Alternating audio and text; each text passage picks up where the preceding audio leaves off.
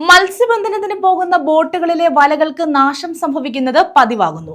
കടലിൽ മുങ്ങിയ കപ്പലിന്റെയും കണ്ടെയ്നറുകളുടെയും അവശിഷ്ടങ്ങളിൽ മത്സ്യബന്ധന വലകൾ കുരുങ്ങുന്നതാണ് വലകൾ നശിക്കാൻ കാരണമാകുന്നത്. ലക്ഷങ്ങളുടെ നഷ്ടമാണ് ഇതുമൂലം സംഭവിക്കുന്നത്.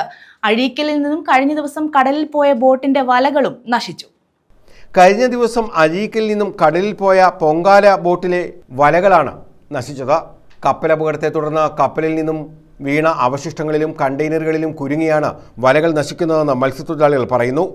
വല പൂർണ്ണമായും നശിക്കുന്നതുകൊണ്ട് ലക്ഷങ്ങളുടെ നഷ്ടമാണ് മത്സ്യത്തൊഴിലാളി മേഖലയിൽ ഉണ്ടായി വരുന്നത്. വലയുൾപ്പെടെ നശിച്ചാൽ നഷ്ടപരിഹാരം ഉൾപ്പെടെ ലഭിക്കുന്നുമില്ല.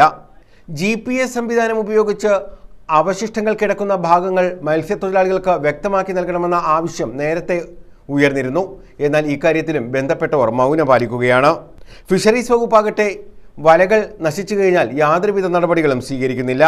സംഭവത്തിൽ ശക്തമായ പ്രതിഷേധവുമായി പൂക്കോട്ട് കരയോഗം രംഗത്തെത്തി. മത്സ്യത്തൊഴിലാളികൾക്ക് ആവശ്യമായ സൗകര്യങ്ങൾ നൽകണമെന്നും വലകൾ നഷ്ടപ്പെടുന്ന സാഹചര്യത്തിൽ നഷ്ടപരിഹാരം നൽകണമെന്നും കരയോഗം ആവശ്യപ്പെട്ടു. വലകൾ നശിക്കുന്ന സാഹചര്യത്തിൽ നടപടി ആവശ്യപ്പെട്ട ശക്തമായ പ്രക്ഷോഭത്തിന് ഒരുങ്ങുകയാണ് പൂക്കോട്ട് കരയോഗം. കഴിഞ്ഞ 2 ആഴ്ചയോളമായി നിരവധി ബോട്ടുകളിലെ വലകളാണ് കടലിലെ അവശിഷ്ടങ്ങൾ കുരുങ്ങി നശിച്ചത്.